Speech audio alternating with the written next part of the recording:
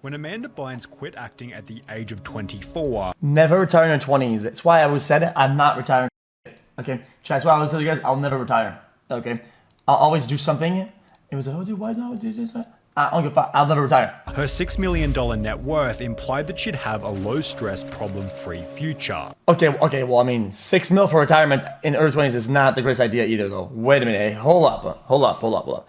This video title is "Never Retire in Your 20s." 6 mil to retire in your 20s, guys. In the field that she's in, acting, 6 mil is fantastic. Don't get me wrong. But it's a big lifestyle to readapt to for the long run. It just is, okay? Humans have a capability to adapt to their current landscape very quickly and very well, okay? If she's in this lifestyle and is doing fantastic, and you're trying to maintain that, or to going down that, yes, it's a massive adaptability you have to do. It's massive. It just is. Like you'd have to be very smart, very meticulous, and very methodical about what you do, how you do it. Invest in a bunch of things. Don't leave a lot of liquidity. Have like certain budget and certain. You have to do it right. Anyway, keep Instead, going. through addiction, mental hospitals, jail time, unfavorable articles, evictions, and the alienation of everybody close to her, she'd show that the universal dream of early retirement is actually a living hell. The announcement first came on the 22nd of June 2010, and just 6 months prior, Amanda was looking incredible. She was described as one of the funniest and most promising performers of her generation, often being cast as a kind, wholesome young adult, which seemed to reflect exactly who she was off camera. In a 2007 interview, it was highlighted that she'd almost never been in trouble. You haven't been to jail? No. No jail? Not yet. Rehab? No. No rehab. Amanda Bynes, what kind of a starlet are you? I know, what's wrong with me? The reason for which being that she valued career longevity. I just have my eye on the prize, which for me is a long career, and I don't want to blow what I've worked so hard to achieve. Before the interview ended, she'd add that she wasn't attracted to any kind of partying. I'm not interested in that. You know, the club scene and drinking doesn't appeal to me, so it's actually easier for me not to do it. However, it seemed Amanda was telling a naughty little fib. Turns out she'd begun experimenting on the set of Hairspray 1 year prior, inspired by an article in a magazine that called Adderall the new skinny pill, and they were talking about how women were taking it to stay thin. I was like, well, I have to get my hands on that, before stating I started smoking marijuana when I was 16, even though everyone thought I was the good girl. Her usage was then exacerbated by the failure of her side business in 2009, after which she was losing high profile. Imagine going to VOD and just ban all of you guys. Like, legit. Imagine going to VOD and actually just fucking perma-ban everybody in chat. The whole squad. Movie roles for getting too cooked whilst on set. When I was doing Hall Pass, I remember being in the trailer and I used to chew the Adderall tablets because I thought they made me more high that way. It was the mixture of being so high that I couldn't remember my lines and not liking my appearance that prompted Bynes to pull out of the film. After removing herself from Hall Pass, Amanda starred in one final movie, Easy A, the premiere of which becoming the straw that broke the camel's back. Bynes recalls attending a screening of her last film, Easy A, and having a different reaction than everyone else to the movie. I literally couldn't stand my appearance in that movie and I didn't like my performance. I was absolutely convinced I needed to stop acting after seeing it. In a foggy state of mind, Amanda announced her retirement in 4 spontaneous tweets reading, "Being an actress isn't as fun as it may seem. If I don't love something anymore, I stop doing it. I don't love acting anymore, so I've stopped doing it. I know 24 is a young age to retire, but you heard it here first, I've #retired. Although with an unresolved substance problem and nothing else to do, Amanda's usage continued to escalate. I just had no purpose in life. I'd been working my whole life and now I was doing nothing." She continues, "I had a lot of time on my hands and I would wake and bake and literally be stoned all day long."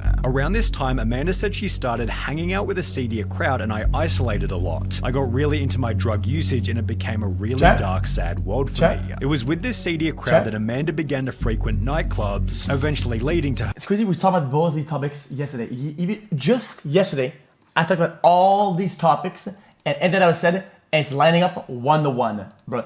Oh, dude, add all this and all that. Dude, she was saying that she was doing the wake and bake and she was smoking a bunch of weed, okay? Which both operate on the dopamine it's a system, okay? Both have an effect on it, and they're both contradictory to one another. It's bad. Don't do that.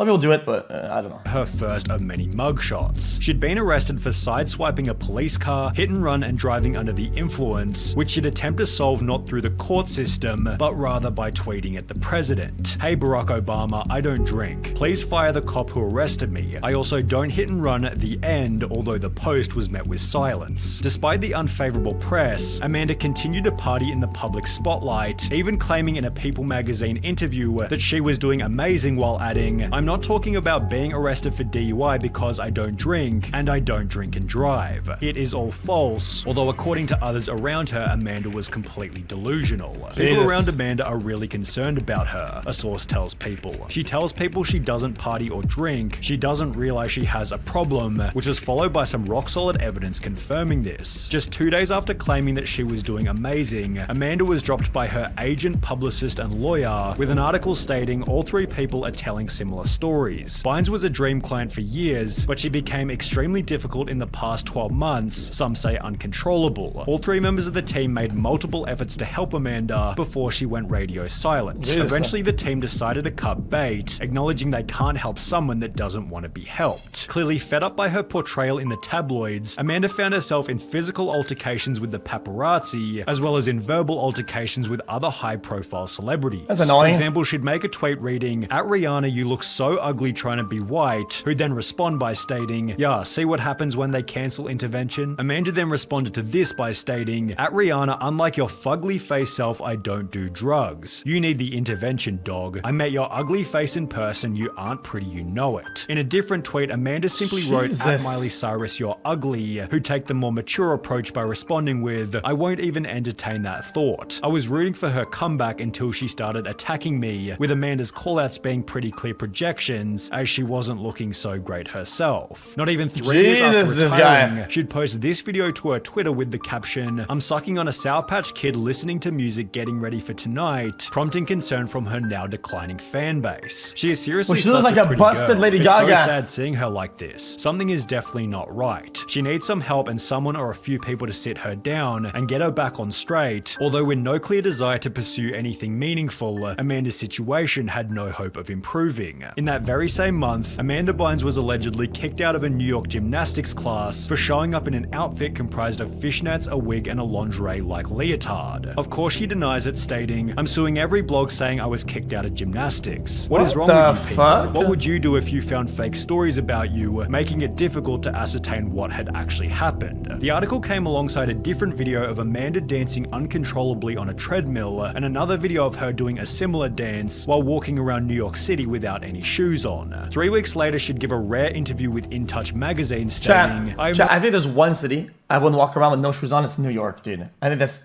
like one of the only big cities I wouldn't do it in. No clue why people say I'm insane. Every time I've heard it, it came from an Or ugly LA, person's really, mouth, true. so I don't care. Before she'd add, "I don't drink, I'm allergic to alcohol." The star insists she doesn't smoke pot, which is followed by Amanda being evicted only 1 month later for smoking pot in the lobby of her building. As a result, she'd make her way over to the Ritz-Carlton Hotel, where she'd bring the receptionist to tears by telling the worker she was too ugly to check Bynes in. After a 9-day stay in the building, What is Amanda was wrong with kicked her? out for removing smoke detectors, which accompanied other photos of the messy state the room had been left in. In the process, Amanda racked up a $9,000 hotel bill, which likely contributed to the $1.4 million she'd reportedly spent in only a couple of months. Amanda apparently withdrew $100,000 from her bank on June 4 and a further $100,000 on July 2nd, showing that she was spending about $100,000 every 30 days. Yeah, but how Contributing to though? this was one single taxi ride from New York to Los Angeles, which she used as an alternative to flying, given airports didn't accept Google as a form of identification. Once back in Los Angeles, she'd pour petrol on a random person's driveway before setting it on fire. In the process, she'd accidentally spill some of the petrol on her dog, prompting her to take it to a nearby convenience store for a wash, where she'd be kicked out by the owner for walking into the back without permission. The bizarre evening led to her first stint in a mental hospital. What after is which she'd going attempt to on, fix her dude? life by going to rehab, reconciling with her family and rediscovering purpose by enrolling in fashion school. To signify her fresh new start, Amanda had some of her tattoos lasered, which accompanied a series of tweets implying that things were back to normal. That would be until 5 months later, when she was once again arrested for driving under the influence. That very same month, Amanda was kicked out of fashion school for showing up high and causing quote horrendous arguments. 4 weeks later, Amanda made another absolutely insane tweet claiming that she'd been microchipped by her parents before stating that she was now engaged to a 19-year-old who she'd met in a fishing shop. It was then reported that Amanda was seen heading into a West Hollywood tattoo parlor to have her fiance's face inked on her neck. Apparently she was turned away for not having proper identification, and this might have been for the better given she was also recorded getting overly touchy with a random security guard at around the same time. However, it seemed this would also become a turning point as the negative press completely vanished overnight. There weren't any new Amanda updates for well over a year until this article was posted simply confirming that she was back in fashion school. With a new challenge and goal to work towards, Amanda was able to stay sober for 3 whole years, returning to the public spotlight with a brand new interview. She'd state that things were going well. I've been going to school lately, fashion school, FITM. While expressing painful guilt over her choice to quit acting. I do miss acting, and I actually have something surprising to tell you. I'm going to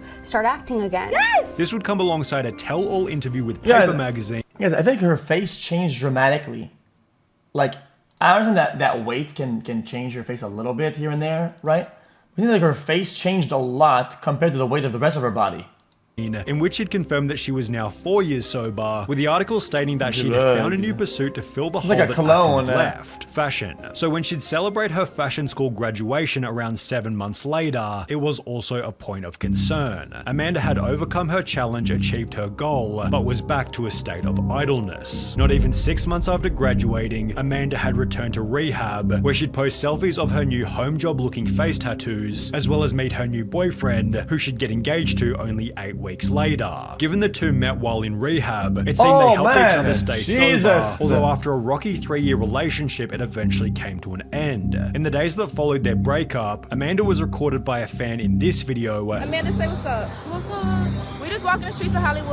I saw my girl walking, so I said I had to say what's up. Which was posted to TikTok, where it received over 15 million views and comments such as, "Man, it breaks my heart to see how they destroyed Amanda Bynes. The sweetest girl ever. It took me so long to realize that this was Amanda Bynes. I'm so sad. Who is they? Girl, what? That's Amanda Bynes? My heart goes out to her. Hope she's getting well." Who is they? However, the worst was still yet to come. On the very same day that the TikTok was posted, Amanda was found roaming the streets of Los Angeles naked, resulting in her return to a psychiatric facility. Oh yeah, I remember that. Just 2 months after this, a new article was published titled "Amanda Bynes is sad and isolated after being released from mental health facility as she has lost interest in her passions while living alone," which was followed by another psychiatric hold just 3 months after her previous one. More optimistically, however, it was shown in September 2023 that Amanda was making an effort to remove her face tattoos, which you could argue is at least a step in the right direction.